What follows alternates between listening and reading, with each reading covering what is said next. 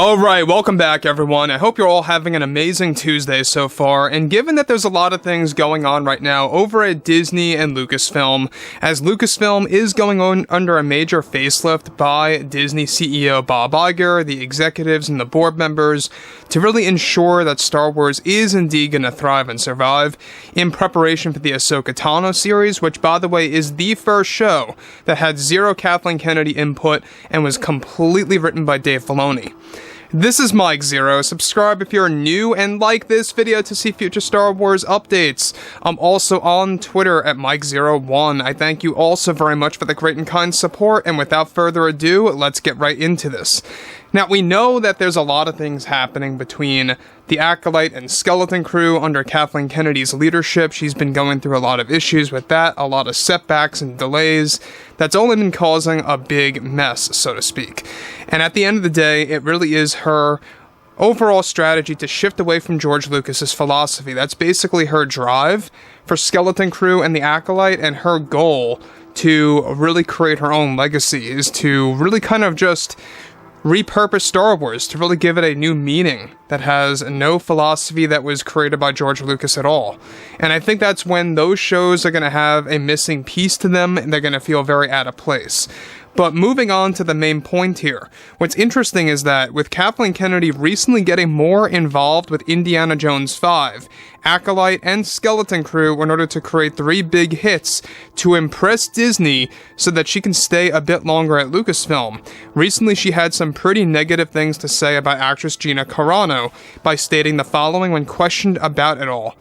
"I still stand by my decision of what I did and how I did it. I don't think we needed to waste any time on an individual that was really creating a toxic working environment for John, Dave, and others like Pedro on the set, and the whole crew too. We did what we had to do, and that's that. Ms. Carano was out of control and out of touch with her work, and was only causing more problems for myself and many of those high up at Disney. She wasn't a good listener and never paid full attention to our requests on how her character should be portrayed in the season of Mando." Now, let me just say one thing about what Kathleen Kennedy is saying here, is that the whole thing about John and Dave having issues with Gina is not even a thing that actually was happening. In fact, John and Dave have always spoke highly of her. They always loved her on set. In fact, they are the ones that have been working day in and day out to get her back in Mando Season 4 and the revised version of Rangers of the New Republic that's going to have a brand new title, etc.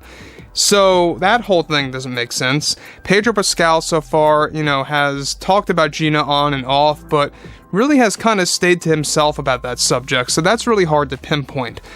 But the thing about Gina Carano is that, you have a great divide between the fandom. There's a lot of fans that hate her or support her, and Kathleen Kennedy obviously is on the other end of the spectrum, because this is the very person that fired her in such, and I believe, a very unprofessional, uncalled way that really just gave Lucasfilm a bad image that day. Alright, so back in, February or March of 2021 is when she got let go. It was right around that time frame where Kathleen Kennedy was getting a lot of flack for doing it that way. So, the thing about this that I think a lot of fans need to realize is that Kathleen Kennedy usually makes these fake apologies every now and again about the Gina situation, about the sequel trilogy, and then she just goes back and flip-flops and just seems to, kind of just slam other actresses or actors or projects or supporting other projects. And it's just like you never really know what Kathleen Kennedy truly believes in when she's actually talking about something. So the next thing, of course, this is where things begin to get a little bit more involved, is that she goes on to elaborate. "We had our creative differences for sure, but we also had problems with her attitude and her behavior on social media. But it wasn't all just about social media. She was a big problem for the working environment and interrupted workflow by halting scenes when she wanted to do something different for Cara Dune. She just wasn't a good actress for us, period, and we needed to exclude somebody like that for Season 3. We just couldn't put up with it, and we feel it only increased our workflow by tuning out a negative presence and a needy behavior toward toward a character's development in the script. It was one of the most productive decisions that I had made from Mandalorian, and I have and hold no regrets over my decision. Many feel differently here at Lucasfilm, but I stand by my decision of what we needed to do. Now, interestingly enough, you guys may recall that Gina Carano said there were a lot of people that supported her through and through, and she didn't really want to kind of put those names out there. She wanted to respect their privacy. One of which, though, to this day, that is very open about supporting Gina Carano is Carl Weathers, one of my favorite actors of all time. You guys may know him obviously from The Mandalorian, but also from the Rocky franchise. And what's so great about Carl Weathers is that he has been in such, major franchises. Predator, Rocky, now Star Wars, and that's just to name a few. And for somebody like him to feature and support Gina Carano is big, and I think it shows the true side of the story here, in that Kathleen Kennedy might be magnifying things quite a bit than what they really are.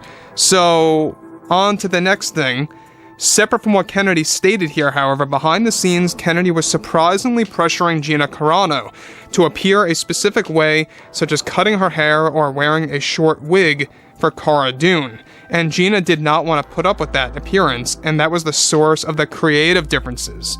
So look, this explains the creative differences between Gina and Kennedy, is that Kennedy wanted to give Cara Dune this appearance where she had very short hair, and Gina did not agree with that. She didn't like that look. She didn't want to embrace that, and that caused a little bit of a problem between herself and Kennedy. So I don't see the biggest deal about that. When you're an actress, sure, you want to present yourself a specific way, and I get it, you have to go by what the writers are developing, but look, Kathleen Kennedy did not write Gina Carano's Cara Dune like that. This was just something that Kennedy was demanding her to do for the character in the actual show.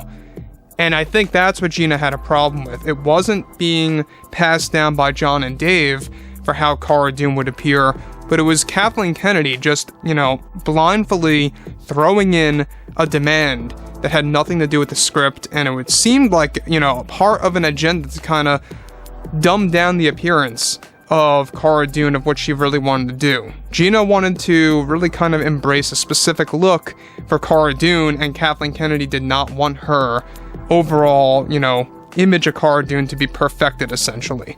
So, it's interesting, though, when you look at stuff like this, and you learn more and more about the whole situation that happened behind closed doors for Mando Season 1 and Season 2, and especially for Season 3, by the way. Pedro Pascal has been talking about this, John and Dave have been laying out the truth about that, and it just is becoming more and more apparent that the source of the issue is no other than Kathleen Kennedy. And are we really surprised? Not really, right? None of us are really that shocked.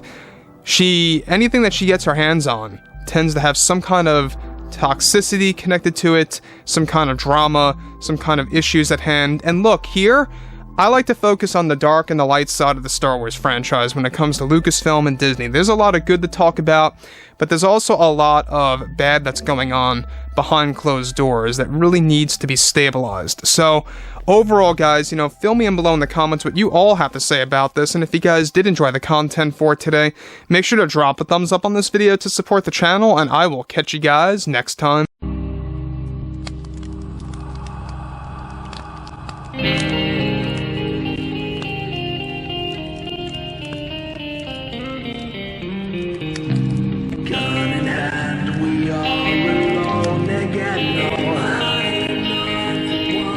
From night to morning.